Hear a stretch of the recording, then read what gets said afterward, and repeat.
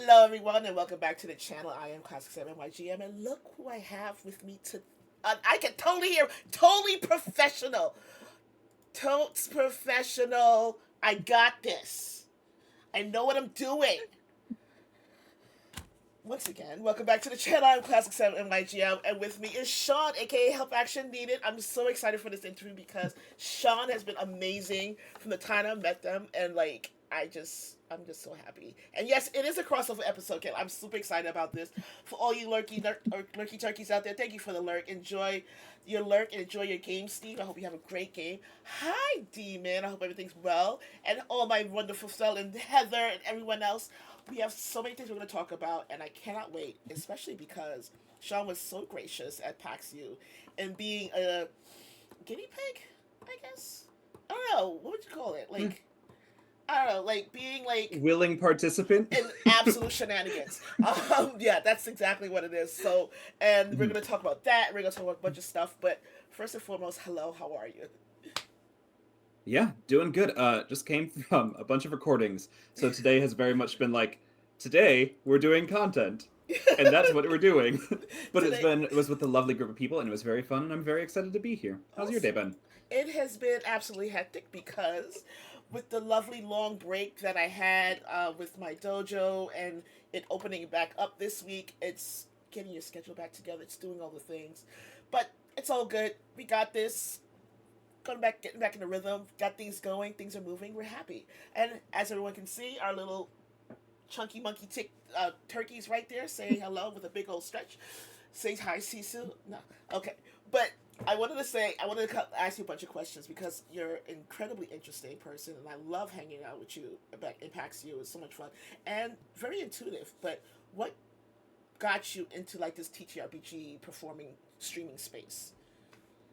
Um, Funnily enough, the fact that I finished my graduate thesis and said if I don't do something, I'm never doing anything ever again in my life, and because I I thrive on a deadline. Like Mm-hmm. you say, hey, can you get this done? Right. It will get done.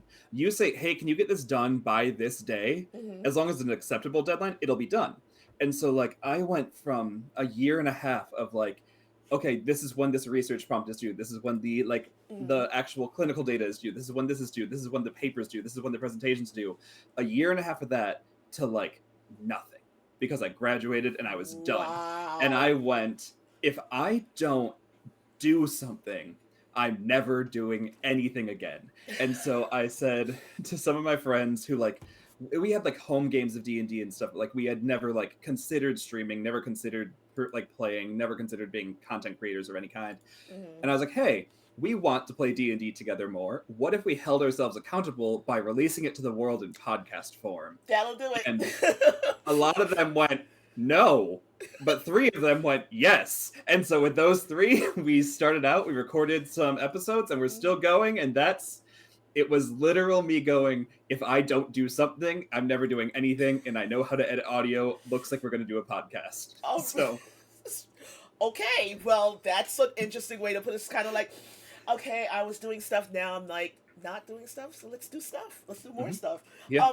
But why teach RPGs? It's such a niche Mhm, thing. Like this is as much as there's so yeah. many of us. There's so many of like content creators doing Dungeons and Dragons and Pathfinder and Mhm, Kids on Bikes and Vampire the Masquerade. It's still very niche. Why this for a yes. social media outlet? Like why not like I don't know Um, cooking? yeah, like a lot. Well, cooking actually would be really fun. Maybe if I like ever have like a job that doesn't demand my entire attention, I'll also be a cooking person, That'd not be baking. awesome. I'm much better at baking. Um, but yeah, a lot of it came down to like I had been DMing for a while. It's like this is something I feel comfortable with. Mm-hmm. This is something that like I know the market is flooded with. Like we did not go in with the intention of like we're going to be the next big show. We Right. went in with like maybe we'll have 10 listeners and that would be cool, but like Yeah. this is a way for us to keep going and for us to have fun, and it's something that we're all comfortable with, and it's something that like we can put in the world without the expectation of it needing to be pristine. So it Mm. felt like a very comfortable spot to enter where like because also like I didn't have like a huge tech setup. Now, luckily, I do, because I used to run everything from my Mac, and then my Mac was like, "Hey, stop." Yeah, What? we can talk Why? about that in a bit, but What? Ooh. And not even like a good Mac. I mean, it is a great Mac, and I love it. It's behind me. I'm not going to say mean things about it, but it was a MacBook Air that I was using as a production studio. Mm, So that happened, but it was like I didn't really know how to stream. I didn't really know how to like do OBS. I didn't know any of that, but it's like I do know Audacity, and I mm, know how to record. So that works. And so then it was just kind of like a moment of this is something we all really enjoy doing. mm-hmm. This is something that I like because I love indie TTRPGs. So it's like Yes, D&D is yes. fine, but indies are my favorite. It's like this is something that like if I want to find more people, if we ever like make a community connection, which thankfully has happened, I can Mm-hmm. find a lot more people to play these little sad games with me. And it was just like a space that felt enterable, and I'm Mm-hmm. glad it worked out. It has worked out because you, like you Yeah. said, you found this huge community, but and it's been amazing. But um, you're I've seen you on not TikTok, on Instagram. Are you on other social Hmm. media platforms like on TikTok and with its dying, its slow dying Yeah. death? Are you on other social media platforms other So than Help Action Needed on Twitch and Instagram in is podcast? the main Instagram's the main like social thing with pictures and announcements and stuff. Mm-hmm. Uh Threads and Blue Sky active enough on, kind of Mm-hmm. between both of them. Right. Um for my words, for my thoughts, for like whatever I'm Mm-hmm. thinking. I joke that it's like my brand continuity is Sean, which is nice because it's not like, oh, we only need to do announcements or we only need to do Right. this. It's like I can post an announcement of like the cast and I can post a picture of my couch Right. and they get the Right. same thing, Right. which is very nice that I don't have like the pressure of like, oh, I'm part of a team, I got to do this. So yeah, Instagram, Threads, Blue Sky. Mm. Technically, we have a Instagram, not an Instagram, a TikTok, but like I don't use it. I'm not a TikTok person. I downloaded it 3 months ago Oh for the wow. first time in my life because a Code Lyoko game I was doing was Mm. getting good traction. And so Taylor, aka Spunky Taylor, was like, hey, you need to get a TikTok so we can tag you in the promo for the Yeah. show. Yeah. And I was Yeah. like, but I don't plan on ever using it. You need to teach me how. And so we literally sat down at like 10 a.m. on a Saturday morning before going live on the internet. And she was like, okay, this is how you like upload a video to TikTok. Oh And my that's like, god. yeah. So technically we're there. Do I remember to upload every trailer? Not at all. Yeah. Yeah. Yeah. But mostly Instagram. And then I love text based things. So Blue Okay. Sky and Threads. That's awesome. That's awesome. And So, then here on Twitch, wherever you get your podcast, and technically we have a YouTube, but it's just our Twitch uploads. yes, just Twitch up. I say my YouTube is literally my Twitch uploads. Like, if you want the full interviews, go to YouTube. Mm-hmm. It's lovely. It's lovely over there. Mm-hmm. They have YouTube Shorts. When TikTok dies, go over to YouTube Mm-hmm. and follow people. Mm-hmm. But you are a TTRPG performer as well. You do actual plays. You're with Castle. You're in Castleton. You are like you just finished recording. What was your recording Yeah. recently? So, the one that we did today was the first 2 episodes of a 6-part miniseries, Mm-hmm. inspired by inspired by Agatha All Along and Dungeons and Drag Queens from Dimension 20, of the story of 4 people who are all seeking relief or power or forgiveness from something, Oh and what they're wow! willing to give up on their path to get there. So it's really fun. It's Gloria, who's Glow Pinksta, Yeah, Emma yep. Ramasco, Jenna Daggers, and Maz of It's Mozzarella. And they all have these wonderfully tragic characters who are like, not, they don't fit. They're Right. 4 very independent women that have only relied on themselves, and now they need to Mm. rely on each other to navigate. And we recorded episodes 1 and 2 today, and then 3 and 4 next week, and 5 Oh, and 6 of the last week in January. And it's wild that like next week is already the mid-season break. I want to see Yeah, this. When can we it'll expect come out in March Okay, all on right, my awesome, Twitch. awesome, Yeah. awesome. I love that. So there, you said you were on Instagram, you're Blue Sky. You just recently Mm-hmm. uploaded TikTok. Between Mm-hmm. Twitch and the other social media platforms that you're on, what do you Mm-hmm. think the difference is in the communities are? Because they're wildly different. The Mm-hmm. interaction is different. The commentary is different. What's so different about them, and what's your attraction to the ones that you use specifically? Oh, the attraction to Blue Sky and Threads is definitely that it's text based. Mm. Like I can just like write something, and I can like Blue Sky. right down the lens at you. You need a higher character count. Yeah, Um, facts. and Oh my you god. also need to stop making that when I tag someone, it's their entire handle counting as characters. Yeah, yeah, Get over it, Blue Sky, yeah, yeah. calling you out. But I like that it's text based. I like that I can put my rants in. I like that I can put my thoughts, and I like that I can just be like, hey, this is what's going on. And a lot of times it is random things. It's like, Mm, oh, I'm really enjoying this thing. Let me tell people I'm enjoying it.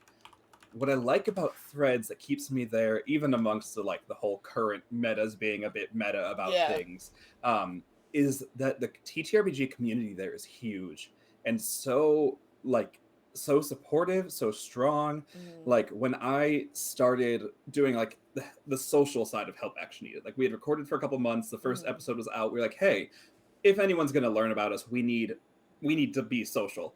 Like just started the threads, is like I exist, and within like a couple of days, like people that I still talk to all the time now were like, oh Hmm. hi, like the algorithm showed us. So like at least a year and a half ago, like the algorithm was working and helping Hmm. people find each other, and I feel like that community is so strong there. Right. And a lot of them I have found over on Blue Sky, but then also get a bunch of like new people that are fleeing from other apps to Yep. Blue Sky. It's like getting to see that.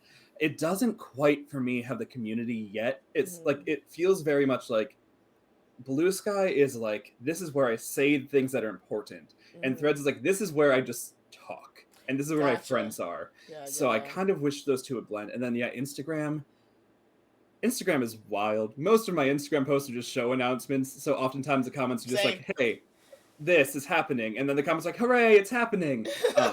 But sometimes it's like I'm lucky enough that like a lot of our community or my community, I guess. I use I and we and our. Same. I am an entity upon myself. Same. Um, I do the a same lot of thing. like yeah, and it's like a lot of my community is the same across like Twitch Hmm. and TikTok, not TikTok, Twitch and Instagram and the other ones. So it's easy enough to be like, oh, if you didn't see something here, you probably saw it here. And then in here on Twitch, it's like um so much of like other people's communities that I've just like had on the channel or people that like I hang out with them and like Maz and Taylor. Like we play Hmm. video games together all the time. It's Right, like our right. communities are just kind of like becoming an amalgamation of all three of our channels, and it's like we can recognize each other and be like, oh, like you're from Maz's chat, welcome in, or Yes, like you're from yes. Taylor's community, welcome in.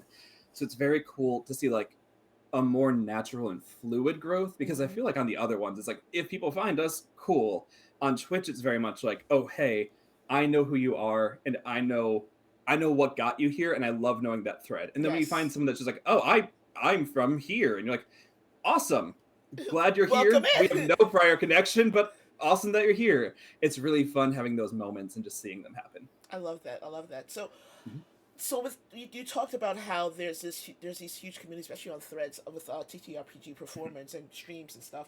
Um, it's slowly growing this huge following. Like you can find Mhm. actual plays all over Twitch. You can find actual plays Mhm. on YouTube.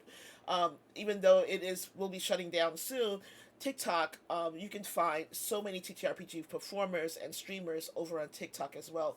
What do you think Mhm. this slow um, popularity is going to do to the TTRPG community, and how will it change how we play the game and how it's presented?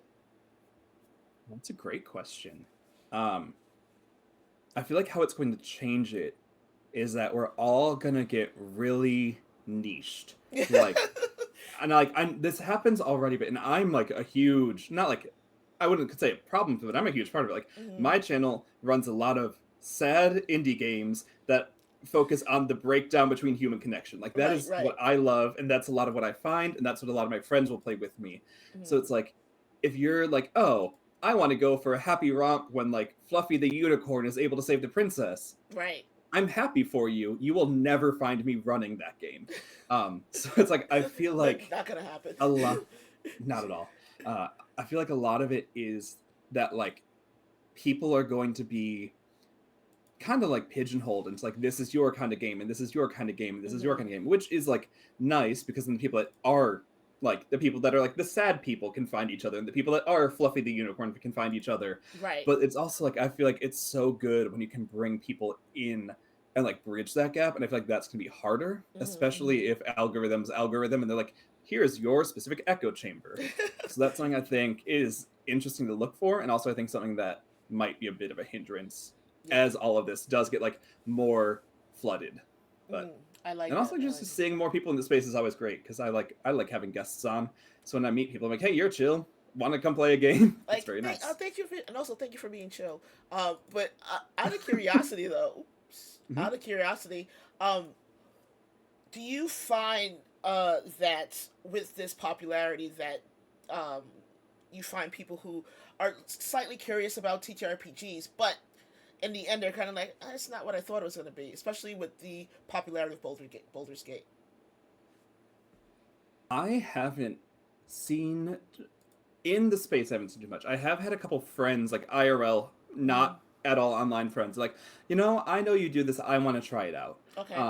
And which has been a nice thing to see, except for the fact that then I'm like, I'll run one game, and then one of you is learning to DM, and they're like, but I don't want to learn to DM. I'm like, well, I'm not doing it for you. Learn to DM. Learn to And DM so or go pay someone to do it. exactly. So I've seen growth that way. I haven't really seen a moment of like, hello, Jacob, screaming hubby in chat. I Jacob. haven't really seen a moment where people are like, oh, this isn't really for me. I have seen it where like the game isn't really for people, Mm, but part of what I do with myself is because it's like, because of the type of games I like to play, yeah. you kind of already know if you're into it by the time you get to it. Like, True. I Yeah. have had a couple of people that have like come on to stream or have guested, um, and afterwards they have a talk like, yeah, I realize now I was not ready to live in that space, and it's like very fair. Yeah. Yeah. Um, but yeah, it's like, and like we joke like the amount of times that I've had people like cry on stream Oh is God. very It's strong.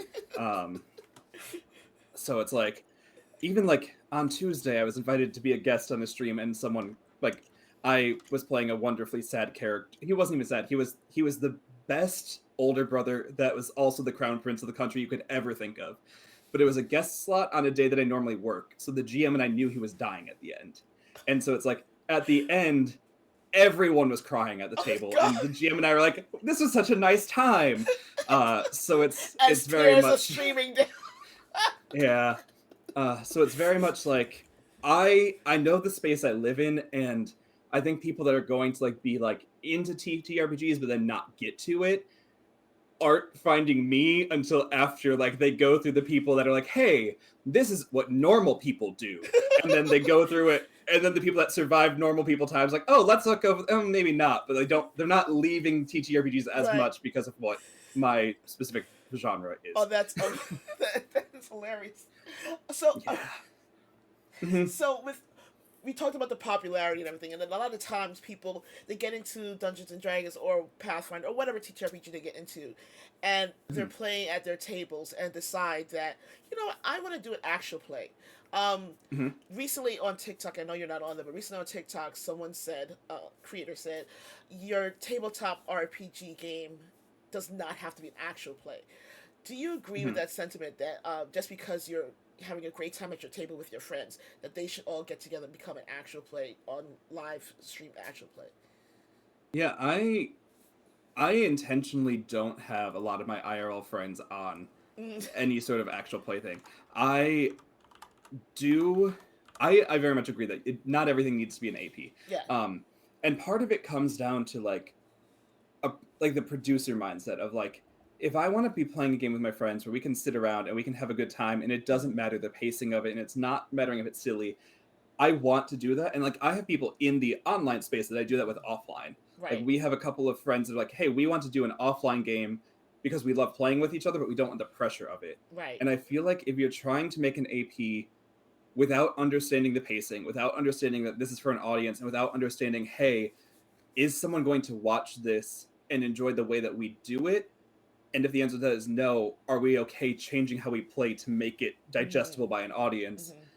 I feel like those are like before even saying yes no, those are like the pre-questions people should ask. Yeah. And Yeah. then Yeah. after those questions have been checked, then it comes down to a lot of things of like, are we telling a unique story? Because if we're Yeah. going to be playing like Curse of Strahd for the eighth time and everyone else is playing Curse of Strahd, why? Like, not that you shouldn't do it, and not that like Curse of Strahd isn't great to stream because so many people do it, and that's why everyone does it. It's so good.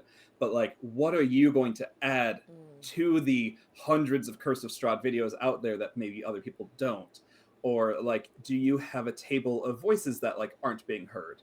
Like if you're like, hey, these are me and my friends and all of us have the exact same life experience, is that a story that needs to be put in the world? Because if everyone's already telling that story, regardless of like if it's an all white table or an all Hispanic table or whatever, if it's not a table that can tell stories from different perspectives, the audience doesn't need to hear, because you're not going to find a big audience. You're going to Right. find the same people that already know that story that just want to hear their version of it, versus the table that allows for different perspectives. I have a lot of answers to that question, but I don't need to answer all of them to say no. I don't think every table should turn into an AP. um, I love that you're like, I could keep going, and I'm okay. Listen, I am okay with keeping on going because, as Kayla will tell you, and Andy will tell you, and Jacob will tell you, I will. Mhm. We can keep going, and I will not stop until I kind of go, dude. You probably are hungry. Like in my head, like you should probably eat. Mhm. I guess we'll end it here. So don't Mhm. even worry about that. But um, Okay. you are, like I said, you were in casting. Like you just finished recording. What, a half an hour ago? Less Yeah. 45 minutes ago. You have a lot of projects going.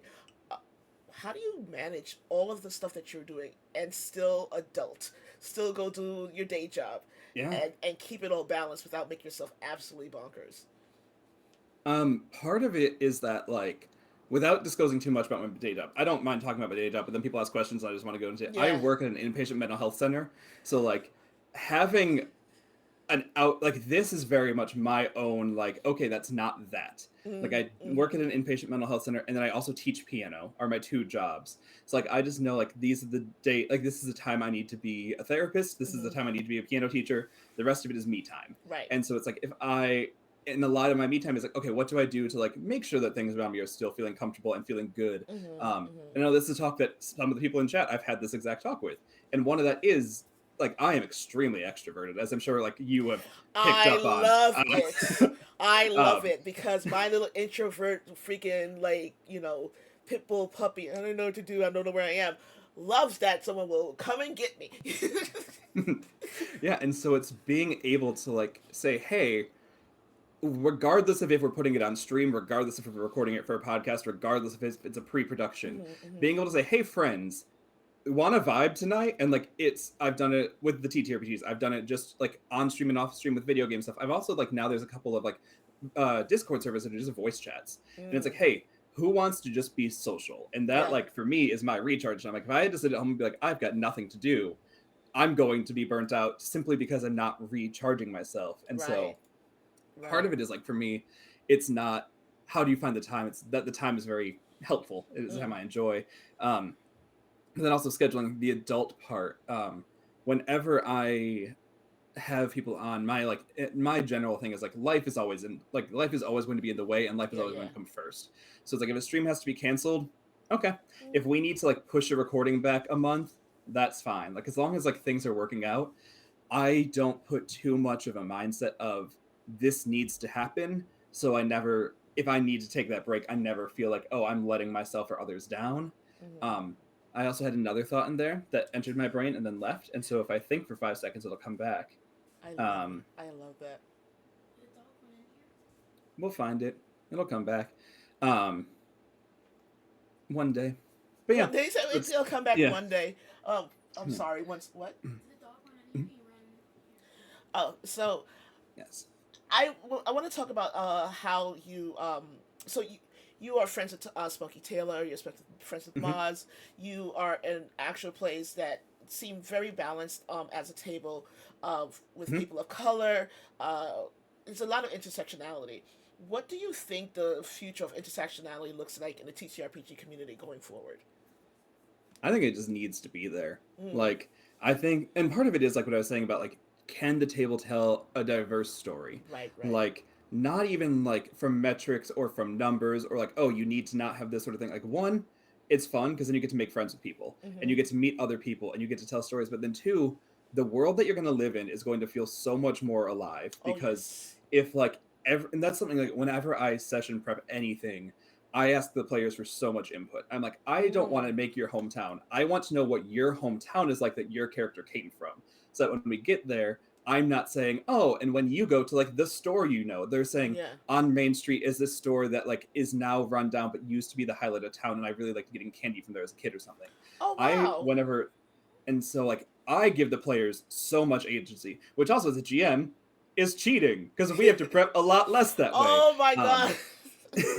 but so like giving that, and so then when you have a table that's really diverse, it's able to do that sort of like it's able to the world feels so much more alive, Hmm. and then the characters are going to feel so much more alive because the characters know the world, and the players are able to draw on their own experience. It's not like we're trying to like make things happen. But Right. then the other thing is like if we like the Code Lyoko game I was a part of, that's a pre-established world with pre-established canon that like Taylor and I watched the entire series, like start to episode like 75 of 90. Hmm. Like we're almost done. And like because it's set in France, like France is pretty multicultural. Hmm. But we were like watching in the background. There's a character named Sandra, and she's like one of like the three African American characters. And we've like Sandra has one voice line in the entire show. So like Really? Oh, that's when special. yeah, and Yeah. it's in season 4. The other two talk more, but Sandra is just our favorite because Sandra just has a Hmm. vibe. She's also like never named. We had to find it on the wiki. But like, so we put Sandra into our game as like, hey, Hmm. we know that like this is a character that like represented somebody watching the show growing up. Right. Let's make them a main focus of the world that we're in now. So when we were doing session 0, Mel was like, anyone have characters we want? And Taylor was like, I want Sandra. I don't care what Sandra's up to. I want Sandra to be in this world, which is something that Taylor was able to bring in. And it's like that's something like, yeah, I would have thought of it, but I couldn't do it accurate representation, and also Right. I couldn't like it. To me, Sandra being there does not mean the same as it does to Taylor. It's Right. like having the tables that can even take a pre-established canon and make it reflective of what people saw in the backgrounds of the main show that we can bring to the forefront now is huge. And that's also why we need the intersectionality. And also, it's just fun. Making friends with people that are different than you is fun because then you can have talks and learn. If you're just talking to like yourself, It's that's boring. boring. It's so Yeah. boring. Like incredibly so. I Yeah. love this is one of my favorite questions because I Hmm. am of the mindset that criticism leads to excellence, Hmm. and WotC needs to be criticized on a regular basis. So, Wizards of the Coast has a Hmm. tendency to misstep, whether it is using AI and GM, um, downsizing the Hmm. D&D Beyond marketplace, and Hmm. most recently deciding that they're going to try and sell the IP or part of the IP of Dungeons and Dragons. This is mostly from Hasbro to a gambling company. Um, what is your opinion of everything that they've done so far, and what do Yeah. you think of a lot of these big gaming companies' insistence on making it kind of like hard for consumers to kind of go, I still want to play the game. It's almost to Hmm. the point where it's like, I'll just do my own thing and use your D20 system and move on. Yeah. And that is kind of where I live a lot of the time. Mm. Because like I don't have like a marketing brain. Like I always joke that like I have very much min-maxed myself. Like I have points in psychology and I have points in music, and anything beyond that, I did not have time to study. So it's like I got two things that my skill points are in, and I Right. guess like TTRPG performing, but a lot of that is like psych stuff. Um, but so it's like just from a consumer side, it just shows like a deep mistrust and lack of care for like your like your player fan base and everything. Mm-hmm, mm-hmm. Um, I have hated D&D Beyond forever. Even before it's been like all of the issues with the marketplace and all of the issues with like you have to use the 25 rules, but I guess you don't have to and we won't mess up your character sheet. But like Mm-hmm. I part of my brain is that once I write something down, that's when I learn it. So I love making character sheets by hand. Okay. Um, and D&D Really? Beyond doesn't let you do Pause. that. I do. Pause. Yeah. So you get a pen and paper Hmm. and write out a character sheet. Yep. You're insane.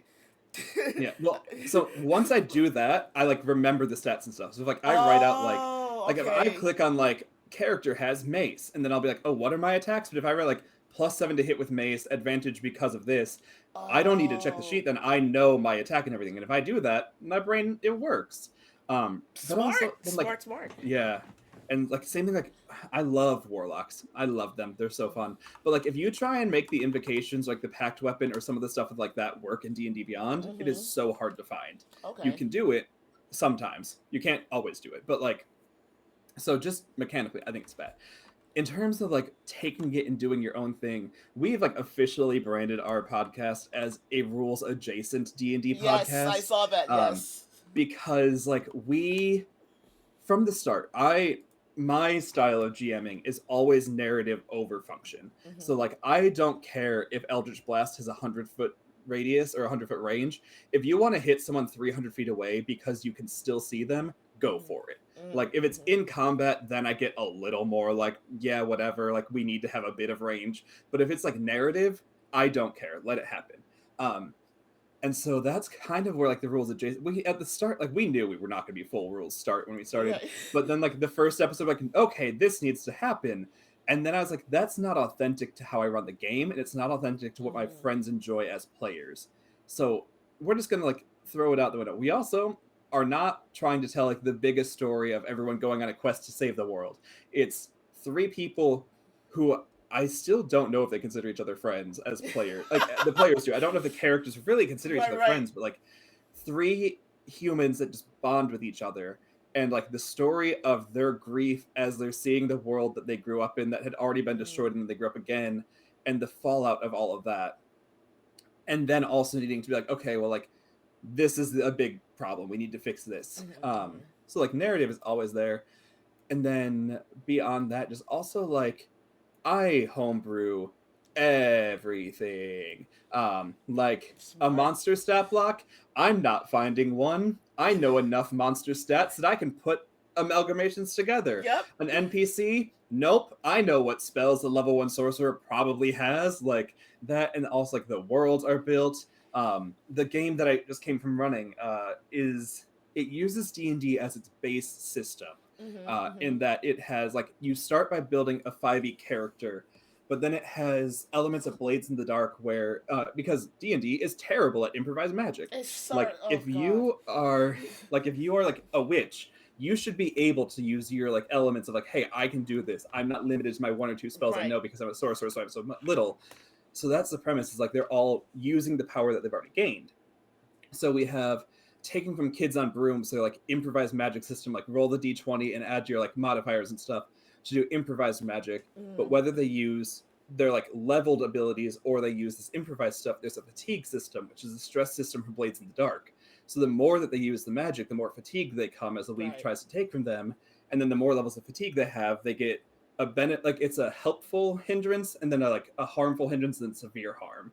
So the Yes. more that they are like the more they're abusing the magic, the more the weave is taking from them to the point that they get tapped out and they can't draw their magic anymore at all. Hmm. Hmm. And like that's three systems kind of like pushed into one box and Yeah. being like, Yeah. this is what we're doing. And I love taking systems and mashing them together. I, that sounds like a. Yeah. First, now you got me guys thinking like I should be doing this. This is stuff. This sounds amazing. Like that sounds like I so much took fun. Work, but so much fun. you know. Yeah, I took 10 candles one time with D&D, and it was like the world was post-apocalyptic to the world to the point that like everyone that was left alive was only alive because they ate the essence of others. Like not literally eating, but like they had to feed on the others around them to Yeah. stay Yeah. Yeah. alive Yeah. until the point it was like you're the last one left.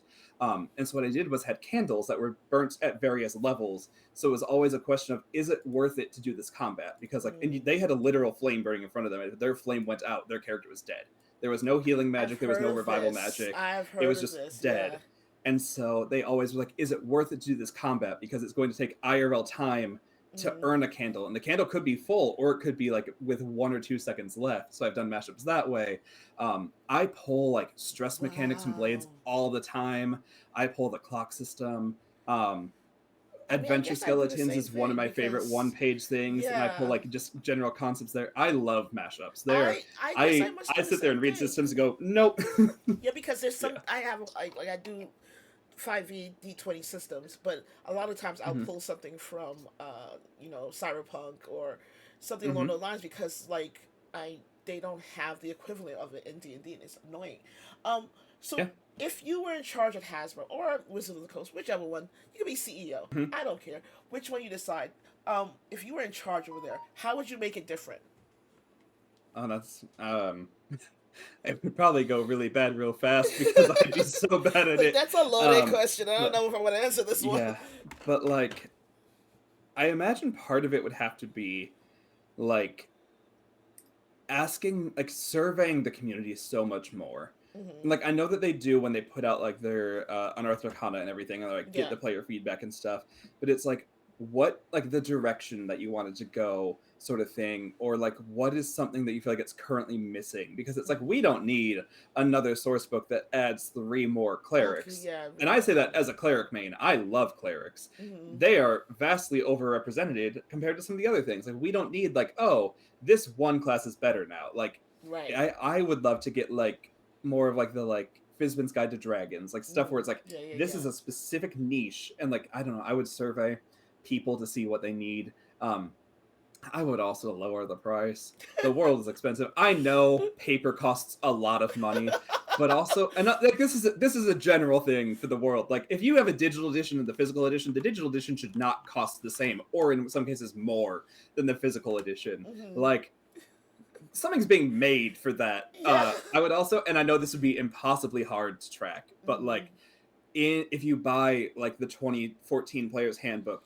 have a code in the back that you can scan into D&D Beyond, so you own the physical and the digital for the price of one, because it's Yeah. so bad that you have to like then buy it there. I don't know. It's such a pain in This the is ass. I hate it so much. exactly, Yeah. Heather. Exactly. Exactly. I agree. Exactly. Yep. Exactly. Yeah. So, so I love that. That's one. The two. So that leads me to ask this question: have you read the new PHB? No, I have not. Um, Like no. partially partially because I haven't. That's a bold faced lie. I was gonna say I haven't had access to it a lot. I have. I have friends that have it. I've been to Yeah. stores that it's in. I've been to conventions where they're showcasing it. It really comes down to there are there. I don't have a respect for the rules at their base Hmm. enough to see what they've changed, other than the stuff that like the community says. Because if it's a small change, no one's going to be talking about it. Right. If like it's a big enough change, people are going to post like Johnny Talking XP does great recap videos. I'm like, Yes. if Yes. it's Yes. Yes. important enough, Johnny will tell the world there's a change. Yeah. I don't need to look at it. The closest I've come is I've played a 2024 monk in a mini series that like I learned the new monk changes from that, but no, I don't. I have not looked at any of the 24 source material all the way through Hmm. because I'm kind of like I don't respect it enough to have it worth my time. When well, like I will sit down and read 100-page indie TTRPG, like cover to like front to back, just being like, hey, Hmm. this is fun. I I don't care enough about the 24 material to read it all the way through. Like Ugh, I don't really give a flying horses yeah. ass. There's that. If I love that you're like I don't give a shit. Um, Yeah. if you invent like let's just say like the like magic was real or not, I don't care. But if you invented magic, how would it be different from what D&D has done for TTRPG? Mm. How would you make Like it? how Yeah. would just like How would you make an it better? IRL magic system work? Yeah. Ooh, that's a fun question. Um, I don't. I really like the idea of like magic being like how do I word this? I don't like the concept of wizards. Wizards annoy Really? me. I like clerics and warlocks, and I like sorcerers. Like Why?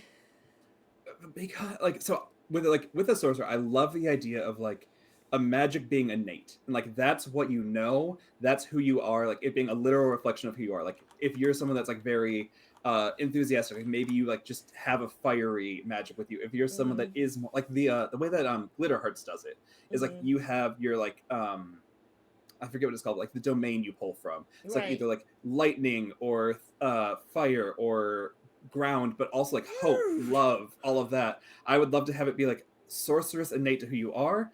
I also really love the concept of like clerics and warlocks having to bargain or request or get it from somewhere, and like the tapping in I think is a very fun mechanic to play around with, especially if a warlock and their patron don't agree on something.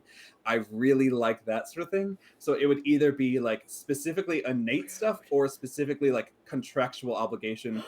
Wizards are boring to me. Like, yeah, you can read a book, good job, nice to No. meet you. Oh, Yeah. rude. Ooh, I I am aware I am in the minority of takes when it comes to wizards. Oh my god, I am offended. I am deeply, because listen, I think that you should earn your magic. You should blood, sweat, and tears dig for the information, get in there, learn it, and if you can't learn it really well, you're a crappy wizard. I mean, that's fair, but it's also like if you're a sorcerer and you have to learn it, like if you're a sorcerer and your thing's fire, you're gonna burn yourself, and you have to learn that control and you have to learn that mastery, and it's the same thing. It's just not like, and I think it also comes down to like if you're a sorcerer. I mean, they would. There's a lot of things that we can get into that I'm not going to get into, but like if it's a equal society, Hmm. sorcerers have a lot more access than a wizard would, who you have to pay $80 a day to go to the library to learn the book. Where a sorcerer, like that's something that people just have. I Right. think it's also a lot of like I spent like 8 years in like post high school education doing undergrad and grad school, and I don't want to study. I've done that. I've been I don't want to do specialized that in shit my anymore. fields from very specific, like I have done the deep dive until you're the point that you are the literal professional in your field. No. If I get magic, I want to wake up and be able to just do what I want. I don't want to have to read a book for it. I love that. I love it. That's amazing. I mean, um, so you do all these different things. You're very, very good at what you Thank do. I've watched your Twitch channel. I've listened to the podcast. You're really good at what you do. you. What advice would you give someone that wants to do what you do? Let's say they want to emulate your style, or they want to try and do what you've been doing. What advice would you give to someone entering into the Yeah. social media space? I think very much like know who you are and don't try to be someone else about it is one Mm. huge, like I know the type of games I like to run. I know like because if you're my production, I part of it is as a musician I'm terrified of copyright. So that's why I Okay. write all of this show music myself, is partially because I want the themes, like I want this show to sound how I want it to sound, so I write the Right. music Right. for it. But I also don't want Spotify being like, that's stolen, and I'm like, no it's not, like prove it. Because I have friends who are composers and like Right. they have had the issue of like, one of my friends is an excellent composer, but she had a video she posted that someone else tried to claim was theirs originally. So she had to get into like this whole thing where she had to like send in the original files that she and her sister recorded that the other person could not submit because they didn't make the song. And it's like that's something that in like music college, that's something you're very much like aware of, is like the current state of published music due to Mm-hmm. everything being digital. It's so easy to one, it's so easy to like have it stolen, and then it's really hard to prove it was stolen if the other Wow. person says you stole it first. Oh So like wow. for me, yeah, so for me, like if you're going to emulate me, write your own show music. It's fun. It helps you do what you want, but then also Mm-hmm. know your own boundary. Like we're not a weekly premiere show because I know I Mm-hmm. don't have the time to edit a show for every week. So Right. that's why we're bi-weekly. Know who you are for like social media, because if you have to like, if I had to post in like, and this is why I don't TikTok, if I had to Mm-hmm. post in a way that drew people's attention to my channel, Mm-hmm. no, I would be so burnt out because I don't care what the average Instagram scroller wants to find. Like they'll find me through doing things Right. if they want to. Mm-hmm. So it's like be who you are, be yourself. What else? What else advice would I give? Oh yeah, find friends who will help. Yeah. Like I cannot rely, like I do a lot of my stuff by myself, and that's intentional because I want to know how it Mm-hmm. sounds. But like Mika will always like reach out and be like, "Hey, can like I run something on your channel?" I'm like, yeah, of course, because one, it lets like Mika show off a system that he's excited about, or Mm-hmm. whoever's guesting. Like we have a couple guest GMs this month. Mm-hmm. It lets them show off a system they're excited about. I get to learn a new system without having to read it or run it, and also like it's fun to have guests. Yeah. So Yeah. Yeah. find Yeah. people that want to be around you, and not people that want to be around you because it's like, oh, you have an audience, you'll gain traction if I'm here, then people, like if I go to you, people will find you. Mm-hmm. If people are trying to do that, it's not going to work. Like find genuine connections that actually Yes. want to be Yes. where Yes. you're Yes. at, and Yes. that's going to be very helpful. um what else was there? Oh, and then like uh and this is something that I know is, and like I know Jacob had said the opposite thing on his interview. I don't say yes to everything. I know like a lot of the advice is like say yes to everything for like a first bit, or say yes to things to Yes. get your footing in. Mm-hmm. I have there are several projects that I've turned down mostly because of time. And like I Hmm. made a post the other day, I'm like, everyone that wants to play a game, I would love to do something. Yeah, I saw that, but Ask you're about booked there. April. Yeah, yeah. Don't Like yeah, I saw this. yeah. Like I'm booked through April. Please, for the love of God, Yeah. don't. So like that's part of it is timing, but then also it's like, especially if it's like a mini series. Hmm. If it's a mini series that the concept doesn't sound exciting to me, I'm not going to want to dedicate 6 weeks of my life Yeah. to knowing, oh, like every Thursday for 4 hours, I have to do this project that I'm not excited about from the base. Hmm. There have been a couple that I've been like, oh, that sounds interesting. I'd love to learn more. But typically, if like I don't feel something from the start from it, I'm not. I know myself well enough to know when I'll be excited about something. So if Yeah, it's like if yeah. you're not excited about something, don't say yes to it just because it's something to get your name out there. Because Right. especially a lot of the time, someone will ask, "Hey, can you do this?" And it's going to be something you're more excited about that you committed the time to already, and then you have to back out, or you have to do Yeah. something you're not excited about. Um, so finding things that excite you is going to be huge, and being also, it's okay to say no. This is something that I've told a lot of, because like I have amazing boundaries, and so many people are I like, Sean, I know. did something, I and don't. you should be proud of me. So like just knowing who you are, knowing the time you have, knowing what you're excited about, and knowing that, like, and especially in this community, people aren't Hmm. gonna be mad that you said no. Right.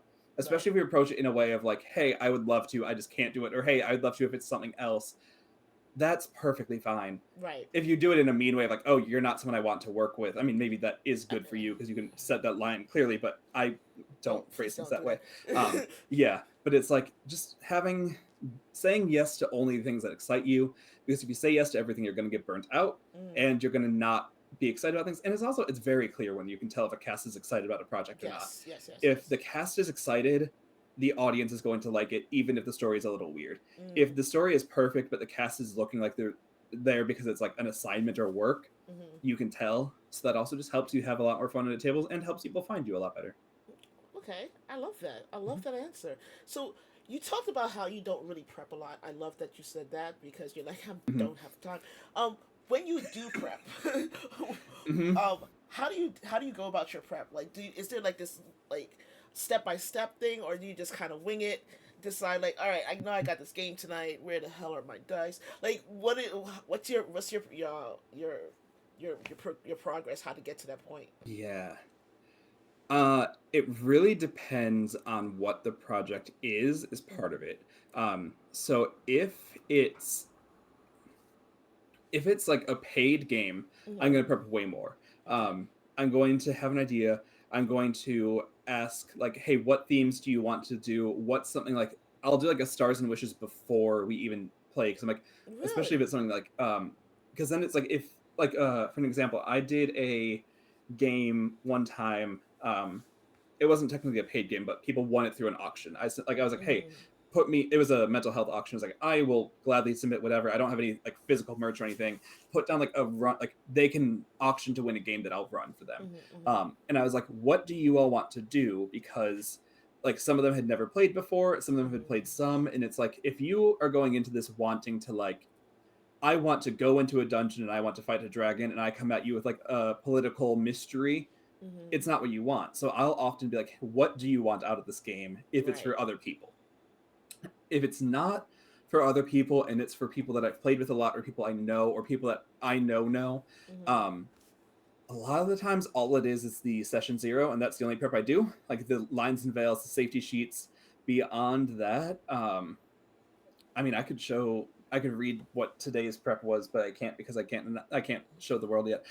But it was literally the 10-line opening narration Mm-hmm. of the first episode and what order I wanted the characters introduced in. Oh, that's And that was the okay. prep And that was it. of what it was. Yep, because I had an idea of what episode 2 would entail. Mm-hmm. And then, of course, Jenna cast a spell that changed the parameters. So it's like, okay, well, like if I had, and like I had 3 or 4 ideas of what it could be, but Mm-hmm. none of them were fully fleshed out because I'm like, I don't have the time to sit here and say, oh, here's 4 different encounters. Right. Hopefully they find one of them. I know I think on my feet really well.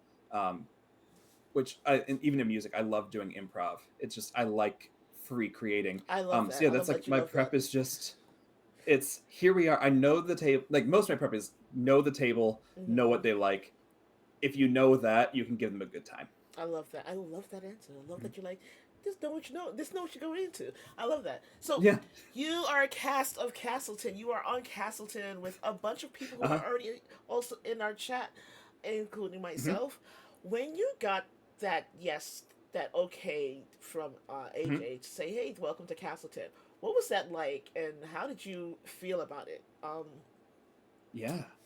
Uh, it was so that was right around the start of when I got into like doing streams. I Mm, had only guested on a couple of charity streams before Castleton. So reaching out to AJ to say like, "Hello, I would like to be a part of this, please," mm, was like one of the biggest like, and I'm a huge advocate for getting over imposter syndrome. I am a mm, huge advocate for trusting yourself and saying, "No, I know what I'm doing." That was one of the moments that I really had to put that in check for myself because I'm like, mm. I have a D&D podcast and I've been on 3 or 4 charity streams. That's a bunch of people. Yeah, And yeah, I yeah. had seen a bunch of people in the space who are now great friends, but that I didn't really know back then that like, and Mm. it's like that's also the like the more advice for past Sean question. Numbers mean nothing. Some of the Yes, best performers in this space have no following because they just don't have the algorithm on their side. right. Numbers mean absolutely They nothing. really don't. But I so totally seeing agree people with that that. at the time were like, "Oh, I know that you have a following. I know this." Also being like, "Hey, I would love to be in this." I'm like, "Oh, I'm just me. Here I am. I exist." So when I was like, "Hello," and AJ was like, "Yeah, that's fine," I went, "Ah, I didn't think we'd get this far. We're at step 2. I didn't think we'd get to step 1." Like, Um, oh, we got and past. My foot's not only in the door. I'm in the door. My body's in the door. Hello. yeah, yeah. It was like, oh, you said yes, and you sent me a Discord server invite. Oh, okay. Also, everyone in this Discord is in the same thing, and that was actually something that helped a lot. Was like Mhm. everyone in the Discord was like, "Oh, you're so cool that you're here. You're so cool. Like it's so cool that it's here." Like just celebrating everyone being in the project together Yeah, yeah, yeah. was, I think, something that immediately helps relieve it because yeah, the first day the server went live, I know AJ has posted the video of like how many Discord pings it was, and I to this day, my Discord lives on Do Not Disturb Mhm. because the day I got added, it was a Tuesday, and I had to go into the office, and I think I got added around 9:45 in the morning my Mhm. time, and then was in the office at 10:30. And the amount that that general chat was going off, even though it was on Do Not Disturb, it was still pinging my phone. And like Wow. it was to the like it was just bypassing it because there was so much activity, which I think immediately helped with the imposter syndrome of like, oh, everyone here is expressing the same thing of like, I can't believe we're all here together. Mhm. Everyone is expressing this is such a good time. And that really helped just be like, okay, now we can breathe. And now we can like look at this as a project that we're excited about and not a Mhm. project that we're scared we asked to be in. Yeah. And that was a big part. That's awesome. I love that. So, you spoke about imposter syndrome. You talked a little bit about your day job, but the Mm-hmm. TTRPG community in general, um, Mm-hmm. seems relatively, not relatively, is very open to um, their mental health or mental health, Mm-hmm. setting boundaries, or even just asking to speak to someone or to speak to each other to try and support. Mm-hmm. Um, do you think TTRPGs, the gaming system, um, seems to have helped people to express themselves in their mental health journeys?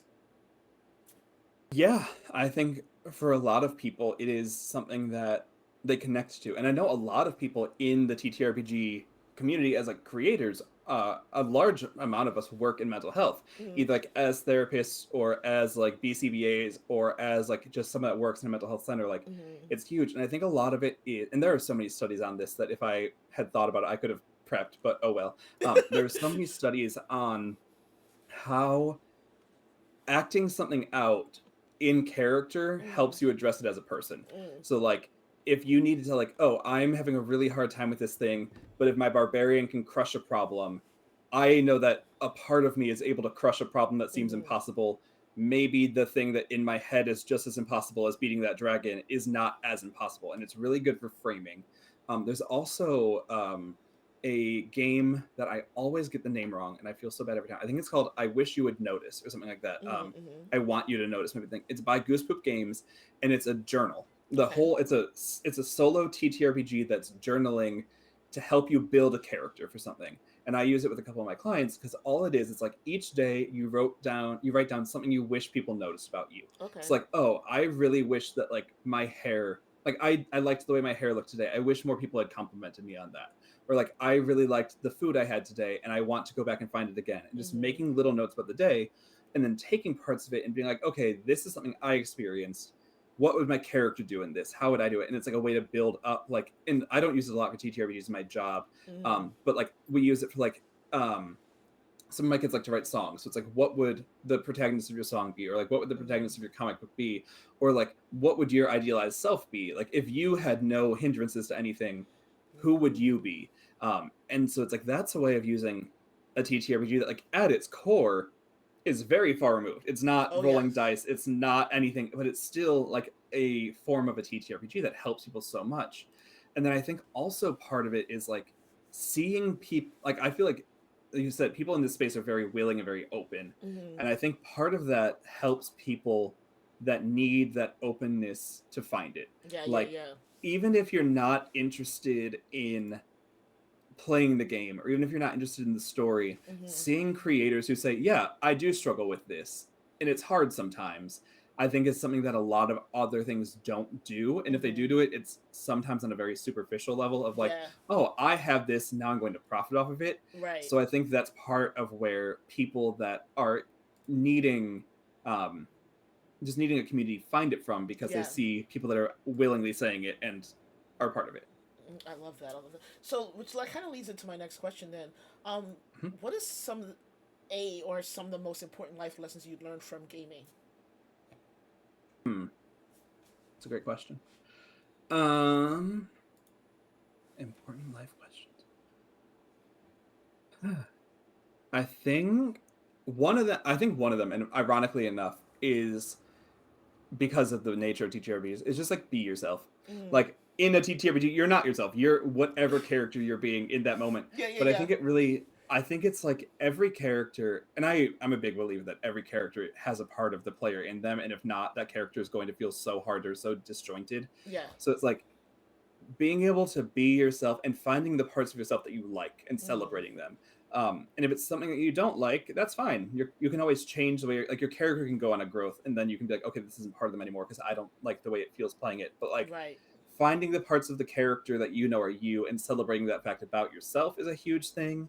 Um, Being able to like just know that people are there, because that's another thing, Mm. is like we live in such a like divisive individualized society where it's like you don't Ooh. need anything, you Yeah. yourself need to do your own thing. And there are soloing games and they're great, but like even if it's like a heist mission, or if it is a we're all going to do the same quest together, or even if it's just like one of the smaller games about finding connection, like being able to find that in the game and learning, like I've seen a lot of people learn what a healthy connection looks like Yeah. through TTRPGs. I've also seen a lot of people role play very toxic ones. Like these are all great happy times. It's like wrong. That is a bad relationship. Accept that about yourself. Like no, But bad. yeah, uh, so that's a huge part of it. I think what's another thing that I think another thing that they've taught me about myself is just that it's okay to investigate the parts that the world's like, don't talk about that. Like I Yeah, said, like a yeah, lot of yeah. my things are like, and so I know I have been typecast as a sad boy in many other people's spaces and channels. I don't consider most of the characters I play to be sad. I consider them complex, but I don't consider them sad. Yeah, yeah, yeah, Um, yeah. and like one of the biggest examples of this was Castleton. So like Cyrus was not around for long. Like first death, we know what happened with Yes, him. yes. Um, Literally like was that recording was funny because it was all of us at like 10 o'clock on a Wednesday or something. Mm. And AJ was like, yeah, we're gonna get you guys out of here real fast. And then my guy died. And then we were all like, and I was like, oh, cool. Because I went into it and like a bunch of people, when we all started, we all signed the Mm. thing like, I'm okay, my character's gonna die. And if not, we'll make them not in the spot. But like when he died, it's like, oh, cool. Like that's a fun. Like it's Yeah, yeah, the end of yeah. his story. It's the end of this. It's exciting. And everyone else was like, no, the character's dead. Um, I forgot where that was going. Oh, but then like the response to everyone, even before that, like even when he just was there, in like the second episode, was like, oh, he's so sad and so tragic because he's tired. I'm like, no, Mm-hmm. he's tired because he's spent his life building for everyone else, and he's Right. content with that. Like, Right. he's not like sad that like he's doing this, and if he was, he wouldn't be doing it. Right. He He's would be. just a Yeah. lived like. I try to make all my characters feel lived, Mm-hmm. and a lot of the times people take that as, oh, they're sad because they're not that like example of like, I'm the hero that's going to save the day, and without me the world is screwed. Right. No, that's not a character I enjoy playing. I enjoy playing a character that other people can bounce off of. And like Curious has gotten that. In the Code Lyoko game, Drew was Mm-hmm. one. Drew though was a difference. Drew was an experimentation in playing and like having a savior complex and what it's like when you can't accurately explore your depression. So Mm-hmm. he was genuinely a sad Mm-hmm. character. Right. But like but the way it presented with him was he was one of the happiest characters I've ever played. And at one point the GM was like, so because I had made a comment to one of the other players, like, yeah, he's always so like isolated and he doesn't know what to do with himself. Mm-hmm. And the GM was like, but he's always talking to everyone. It's like, yeah, he's talking to everyone so that they Right. never ask him how he's doing. Doing. He's making Yes. sure everyone is happy Happy, but so no that one's nobody asks talking. him if he is. Yes. And Yes. so like that's like those are the characters that I build. And from the start, I'm like, who I'm not like, oh, what is their level? What is their like build? It's Mm-hmm. who are they as a person and what can I do to shape that? And that's something that I'm like, it's okay to tell those stories. Because also that's I think because like when we do Ellis is Missing, we have Mm-hmm. a very strong amount of people that come back every time. And like that game is predictable, that game is there. We like this the style is the same each time, but people keep coming back to it because Yeah. they're like Yeah. they know the story, they know the stakes, they know what it's like to have that 90 minutes of like feeling the stress of it. So I think the other thing I've gained is like knowing that those are stories that need to be told and Mm-hmm. stories that I'm okay telling, like even if it's just me telling them, which luckily it's not. I have a lot of people that will tell them with me. Shout out to Maz especially. Uh, But like that, those are things that can be done. Maz needs to be next because honestly and truly, Maz, I met Maz at PAX for the first, and like so Mm-hmm. impressed by Maz and everything. Mm-hmm. Look, I digress. But so it's always been something I always thought of about streamers is that Mm-hmm. all streamers, podcasters, people who do this, um, they they're pretty much you're a director, you're an actor, you're a producer, you're a tech person. Where do you see yourself in these roles that I just said? And then do you Mm-hmm. plan on expanding on any of them in the future? Like do you want to be do this like directing thing for real or Yeah. producing thing for real? I I think for me, I'm fortunate enough to have a day job that pays the bills and allows me to do this at the same Yeah, time. yeah. So it's not something I've really considered going too far with. But my other mentality about it, about like my entire studio, my entire production, my entire everything, Mm-hmm. is that I approach it as like, regardless of what's happening, I want to keep playing games with my friends, which Yes. baffles so many people. And this is something that packs people like, well, what's your plan? Like, what's your goal for the year? What's your like next step? What's like the next thing you're Mm-hmm. doing? I'm like, I'm gonna keep doing what I'm doing because I'm enjoying it and it's working. Right. So I don't know like what because like if people ask me, oh hey, can you like I have a couple shows that I have written themes for, and I have a couple Mm-hmm. things like when people are like, oh, we like the music you write, can you write music for us? It's Mm-hmm. expanded slowly that way. Or when people are like, hey, can you help me with this bit of editing? It's done that. But I don't want that to be my full-time thing. Yeah. I don't want to be editing. If I wanted to be editing, I would edit. I also like for my show at least, I need to be in an editing mood. Like I wake up and I'm like, today we're getting 3 episodes done. If Right. I have to force myself to get an episode done, I'm going to hate it. Um, Performing, I'd be fine with it, but it's another. I love just diversifying my day. So it's like Mm-hmm. if it was just only ever performing in APs, I think I'd get burnt out of it. And if it was only Okay. ever producing it, I do like producing. I do like being able to reach out to people and it's like, hey, are you free on this day? Can you do this game? This is the table. How are you feeling about that? I Mm-hmm. do like Mm-hmm. that part of it, but I would be like, but I like being in it enough that I think I need if I can what regardless of whatever I continue, it's going to be a little bit of all of it Yeah, yeah. without ever really specializing. But in terms like what the next thing is, it's just do what I'm doing now, and if it ever stops working, figure that out. But that means that I don't have friends that want to play games with me anymore, and that's a And different problem. that's yeah, that's one of those moments of like, what did I do? How can we fix Yeah. this? This is making me sad. Can we not? Hmm.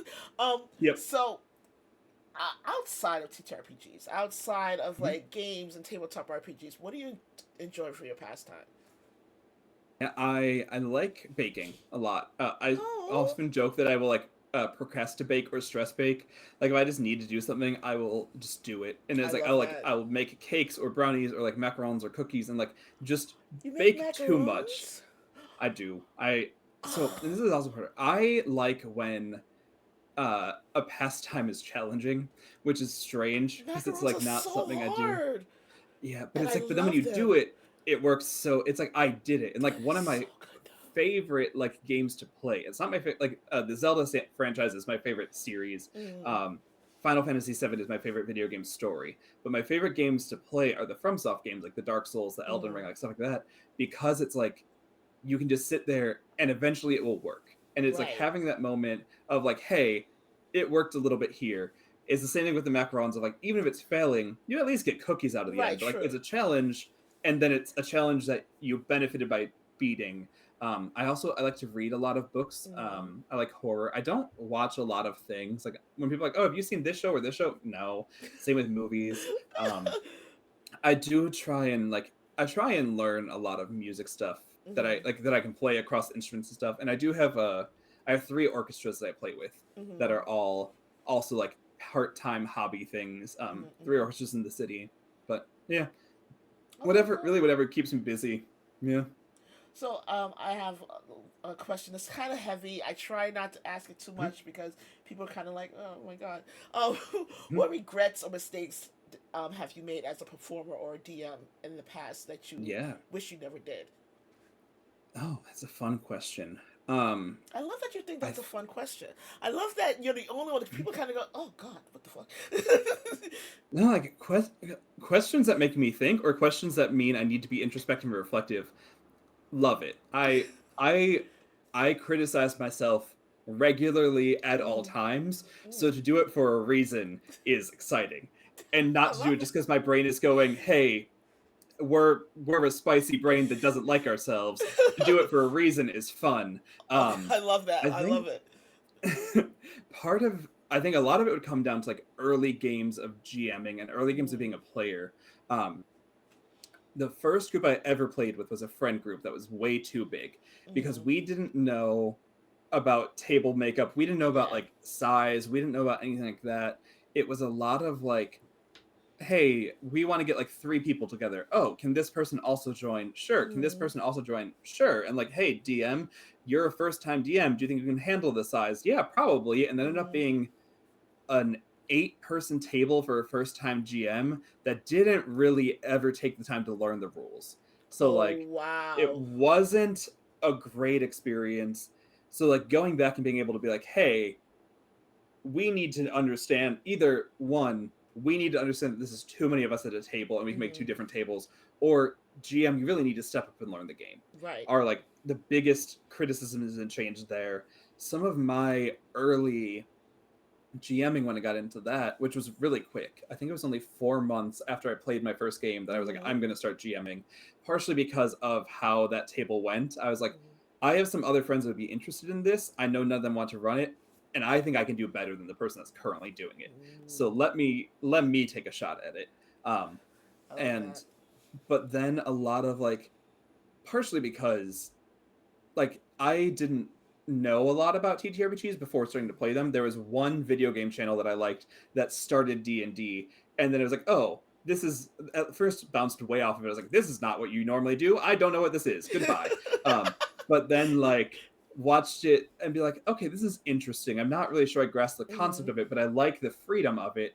And then like and that's just it takes me two or three tries to like Mm-hmm. someone's like, here's a new thing, I'm like, I will put that on a shelf for when I have time to process it. Right. I am not going to take an immediate change right now.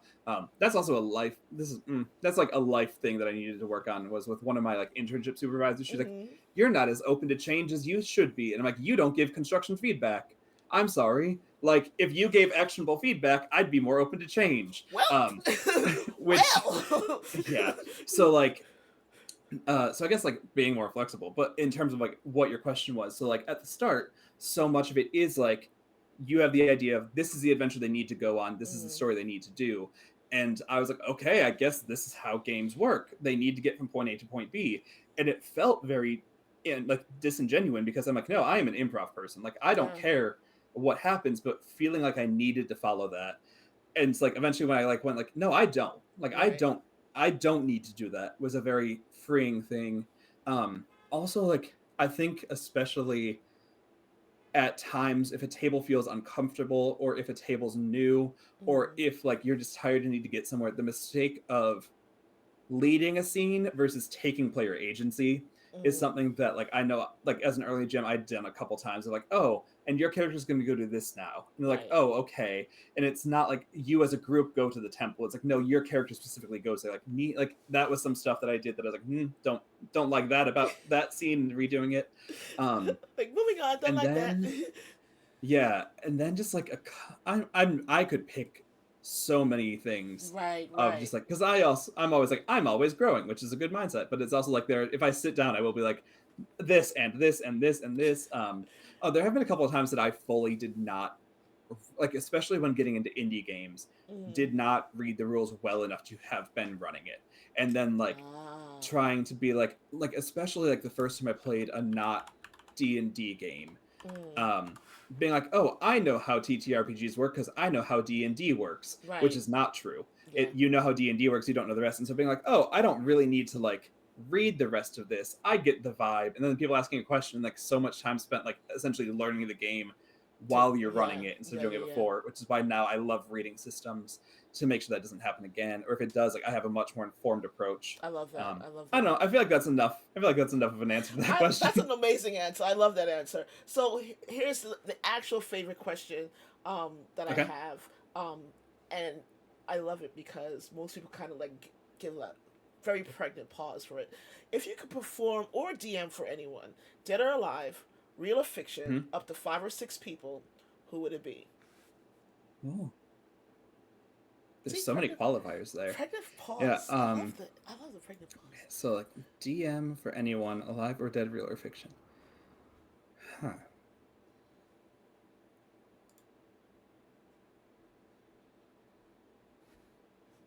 I don't know.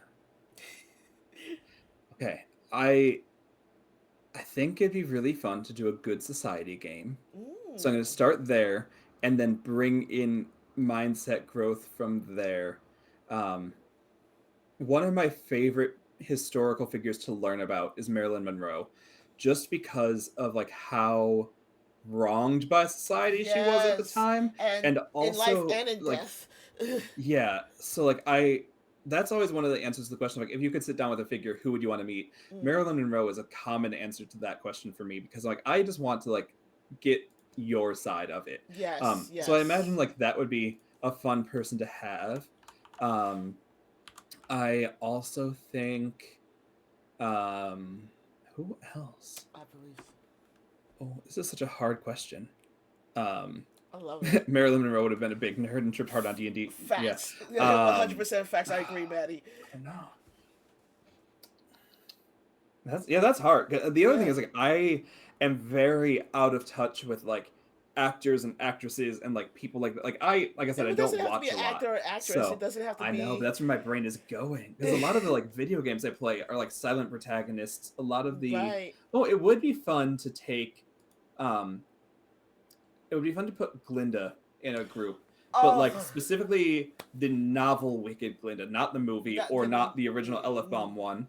Um, it would also be fun if we're going with purely books. Um, not purely books, but if we're thinking through books. The Wizard of Oz is like one of my hyperfixations. Like I've read almost every book in that series and Mm, like adjacent series because I just find that world so fascinating. Um, Alice from Alice in Wonderland is another fun I one. love Would be that. fun to have. I love that. Um, Ba-dum, ba-dum. That's three so far. 3-4. I know. I got to get two more. Uh, I feel like we need some more real people. We don't need more real people. It doesn't have to be. It could be whoever you want to be. I know. I know. I'm It's just. such a good. It's one of those questions like I can have anyone. There's so many Yeah. people. Can I have 4 tables? I. Like I also think like going to. um I love that too. taking some characters out of like Irish mythology and like Irish folklore would be very fun. Mm, Like that's something that I try and include in my worlds and my games because it's like something that like my family is very Irish. Like we still have half mm-hmm. the family that lives in Ireland, and so having like that connection is very fun. So maybe like go like OG hero and get like a Kukulon Yeah, in yeah, there, or yeah. like go with like Neve, or go with like a Morrigan, like something like that. Like bringing Yeah, in yeah, like those like yeah. huge heroic figures. I think those would be fun. Oh, that'd be. Oh my god, it's so good. Oh my gosh. The Dairy Girls. Maddie's really good at this. Yes, Maddie's the really Dairy good at Girls, this. Oh my god. all of the Dairy Girls, Oh all my of them, god. both the actresses and the characters at a table Yes. together. Oh, Yeah. that would be. Oh my god, that'd be so good. So, the other question I have is something that recently Hmm. came up in a conversation I had with someone about how Hmm. TTRPG performers, some GMs, most of the performers, um, in actual plays, have some form of personality disassociation, and I'm kind of don't know if I agree with that. What do you think of that perspective, and do you think that Hmm. it's valid in any way? Can you define like what they meant by So personality more along the dissociation lines of for me? because they don't. The conversation came up because you play TTRPGs because you don't want to be yourself, or you're trying to get away of some aspect of yourself. What I think is Okay. the absolute opposite. You're trying to discover Hmm. something new about you. Yeah, so I'll like half answer that question, um, and then give the other half of like the Sean soapbox that I've been on for a couple of months now. I love Um, it. the actual answer to that is I would, like I said earlier, like I think most of the time this is true for me and true for a lot of people I play with. The Mm-hmm. characters are parts of us. Like yes, there are things that aren't our traits, but the core of the character is something about yourself that you're putting in there. So Yes. I would hard disagree with that.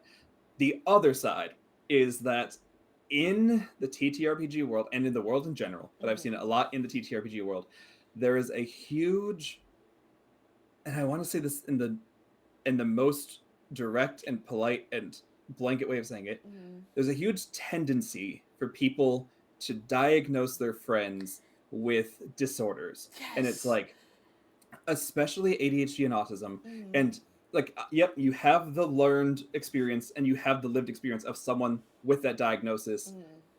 That does not give you the ability to say, hey, friend, you also have this. And Yeah. this is one of my things. I am a literal medical professional in that sense. And I cannot diagnose someone with a disorder. I can recommend them to a psychiatrist or a psychologist and say, Yes. hey, based on my judgment, I do believe they qualify for some of these. A neuropsych or some sort of thing would be very Mm-hmm. beneficial to Yes. get this assessed. And I know assessments take forever, and I know the DSM is not the best So bad. inter-rater reliability, Mm-hmm. but like the reason that it's hard to get a diagnosis sometimes is like you have to meet like so many criteria, Yes. because every human is going to showcase traits of like ADHD, or is going to showcase traits of anxiety or Mm-hmm. depression. Like that's the human experience. You need to have enough of them to qualify. Right. And so when people throw around things like, oh, you're a little quirky, you're probably autistic, or you're probably Mm. like, oh, you need things clean, you probably have OCD. Yes, it's a thing that the world at large does, and it's the thing that I always try and like point out. But the TTRPG community does that a A lot. lot. And Yes. so, like, especially with like dissociative identity disorder, Mm-hmm. that's an extremely hard disorder to get diagnosed with, and it's like a very big one. Yeah. So that like and that's why I asked like what the definition of was in this case, because of it's just like, oh, like you like to take different parts of yourself, but like to say that you're dissociating from who you are on a clinical sense or not, I feel like is untrue and Yeah. ingenuine to the characters and how we build them as who we Mm-hmm. are. But I think it's also falls into the tendency that the community has to be like, Okay. ah, we are so open with our mental health. Mm-hmm. We're just going to talk about things that we don't Very necessarily know how right. to talk Right. about. And I think that's a very dangerous line that a lot of people talk. And like sometimes it is very helpful to have a diagnosis. Like it can help you get medication. It can help Mm-hmm. you like just understand things, like questions that you've had about yourself for years, being like, oh, I understand because this is happening. Yeah. Yeah. But Yeah. also getting a diagnosis can be a lot of like people can have a hard time with it. And so Yeah. when people Yeah. throw out like, hey, have you It's considered that you probably have this thing that can take up to 5 years to get tested for? Goodbye is is a problem. yeah. It is a problem because I've seen. I've been a victim of it, and I've been witness to it where I've kind of been like, okay, I just need you guys to stop now. You Hmm. know, and it's a very Yeah. weird thing to watch the dynamic of people trying to diagnose each other. Like that's not what this is. Like, let's just Hmm. you know. Um. So I want to ask this question: what is your favorite TTRPG to play of all time? So this answer might be changing, but How does it I have change? It's said supposed to be for all time. because I've learned so many new ones recently that I'm having such a good time with. I My love that. favorite one that I have publicly stated several times is my favorite Okay. is You Awaken in a Strange Place. Do you know it at Mm, all? no, I do not. That sounds like really fun Okay, though. so it's an amazing TTRPG. I don't remember. Let me look up real quick who made it because they deserve the credit. It's a game that I've run on my channel. Actually, I don't know if I have run it on my channel. I've run it on a bunch of other people's channels as they ask me to run it for them. Um, but it's You Awaken in a Strange Place by someone from Drawfee actually, um, is who made it. Uh, Created by Jacob Andrews. Hmm. And the premise of the game is that everyone comes to the table unprepared. You cannot prep. It's for one Oh GM and three no. players, and you pick. And so when you were like, "Hey, do you want to do the thing where like you can't prep?" I'm like, "Yes, I do that regularly." Oh, And then the world I can does not never. exist. I can't do The that. stats do not exist. Nope, can't do The it. everything does not exist. So then what you do is after you say, "Okay," the first line is pick a GM. The GM is now unto God. So once because I'm the one that typically knows how to do it, I am assigned as God. I win. Then the other players roll 2d6. The person that rolls the highest determines the genre of the game. The person that rolls middle determines the setting, and the person that rolls the lowest determines an adjective. So, like one time we did a sparkly Hmm. 24-hour Denny's inside of an airport. One Hmm. time it was a cyberpunk fairy tale post-apocalyptic city. Like one time it was the film noir tree of life in a fluffy stuffed animal style setting. Hmm. So like it can be whatever, and they can't talk about it. You can't be like, "Oh, I'm thinking film noir. What are you Oh, I thinking?" don't like that. Independently, they need to come up with it. That makes me uncomfortable. I am And uncomfortable. then after that, you kind of say like, "Okay, here's the world. What is our goal?" And you come up with a goal together. And then they roll again, and the person that rolls the highest comes up with 4 stats. And then the person that rolls middle 4, the person that rolls lowest 4, and then the GM fills in the other 4. If you don't come up with a stat, you have a +0 to it. The ones that you come up with, you assign +2, +1, -2, and -1. Oh my And god. those 16 stats are the only stats in the entire game.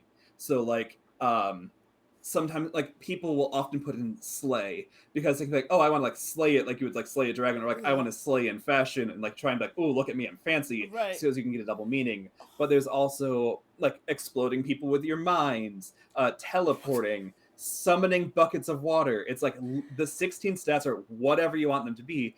They're supposed to be things that fit the adventure, but people are crazy sometimes and come up with their own ideas. Oh my Um, god.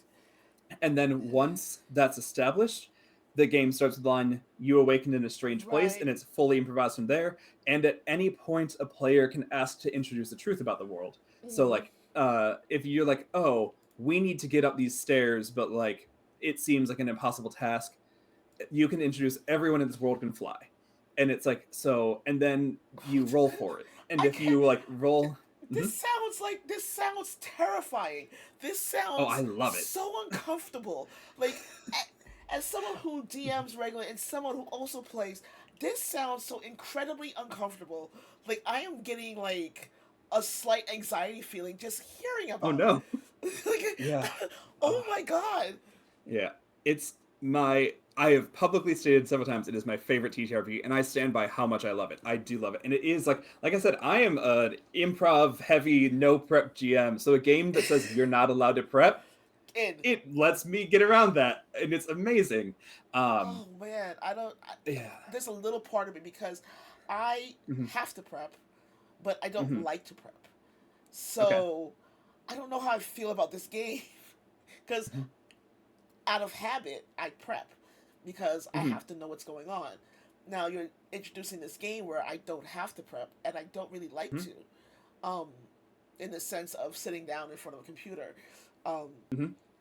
oh God, I don't know how I feel about this. Ooh, Yeah. Hey, I if think you ever want I'm to like gonna see go. it from a player side, I can run Yes. it. We can get a table together, and Oh, I'll we're run gonna it, and we can yes, 100. experience percent it. We're doing that. We're doing that. That's something's Nice. gonna happen on this channel.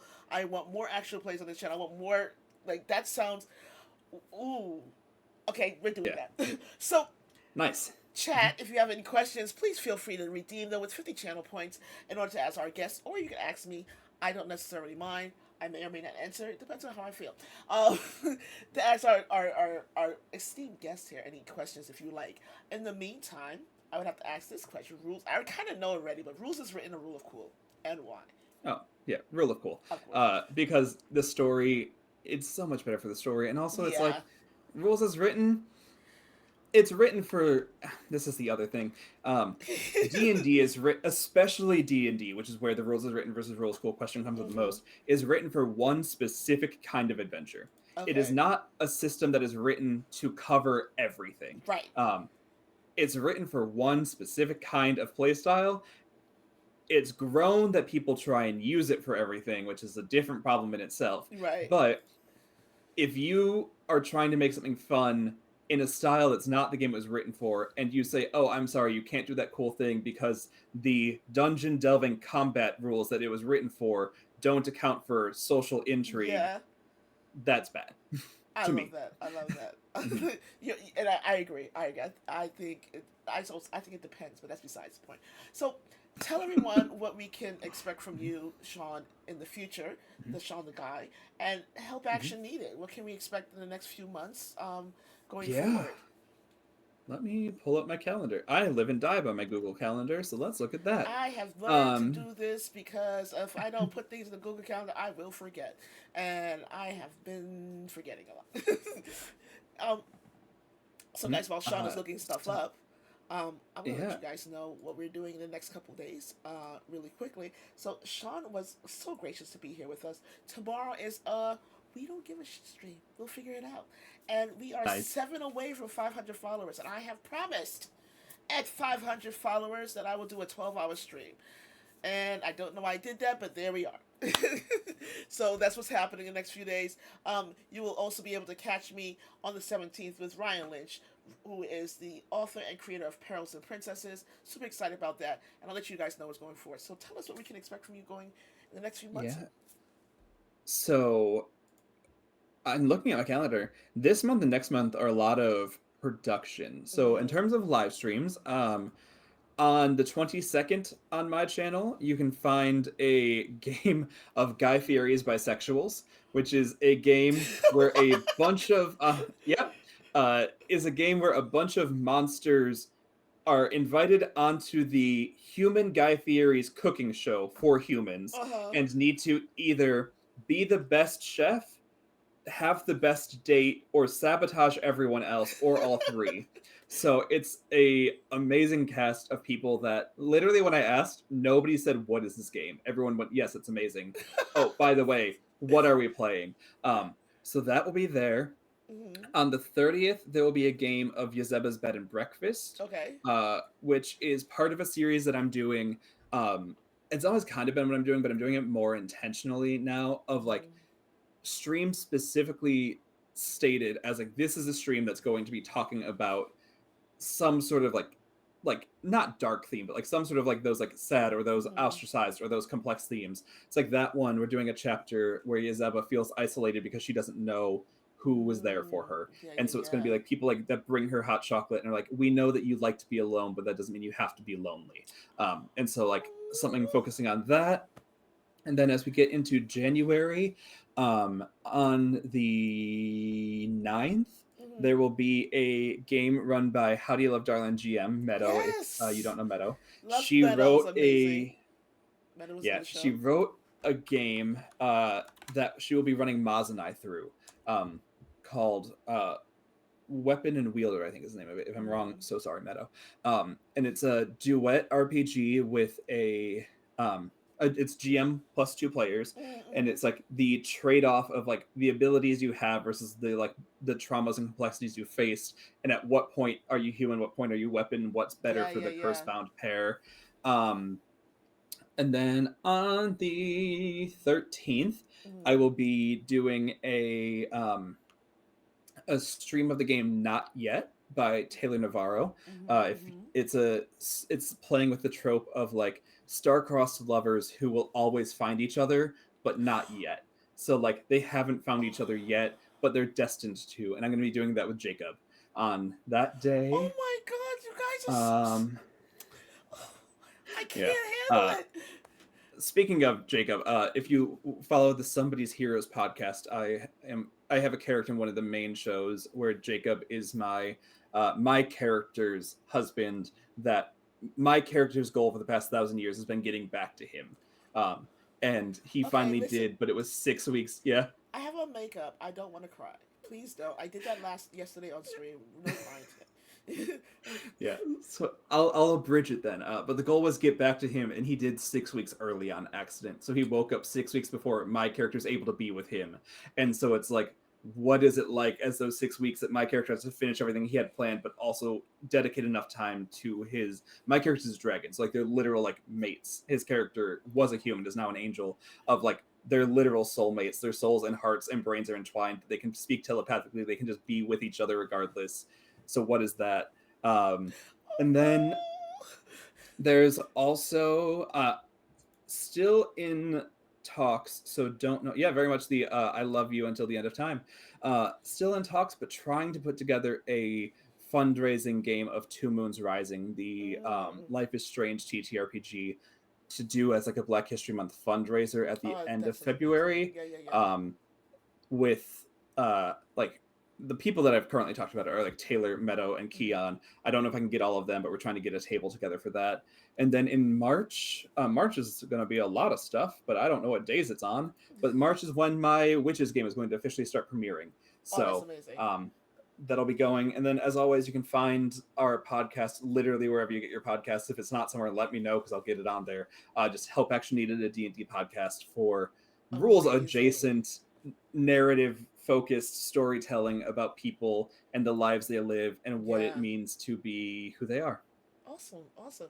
So thank you so much, Sean. You've been absolutely amazing. I love talking to you, and I will keep on Thank going you. if you let me. But Yeah. what I normally do is ask my guests to guide the raid. So let me take a look Okay. at your followed channels on Twitch and let me know where are we raiding out Yeah. to.